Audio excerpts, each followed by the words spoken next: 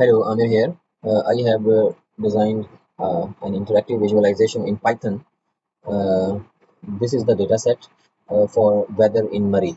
Murray is one of the hilly areas in Pakistan with primarily cold weather and rainy seasons in most of the year.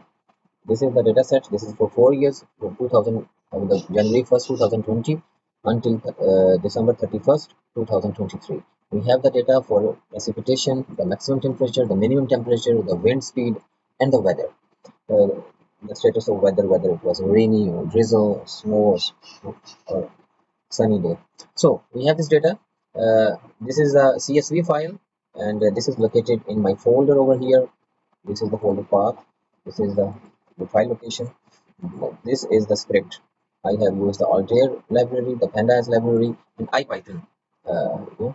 And then we have this interactive chart where we can interact with the chart. As you can see, the portion we select and you know drag and select, it highlights, and then not only that, it generates another bar chart with the number of sunny days, the snow days, the rainy days, the fog days, the drizzle days, in that particular period. We can move that period along.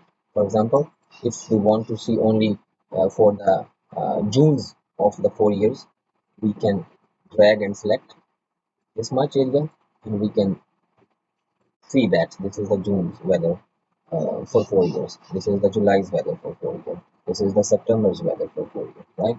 So this is how it is. Um,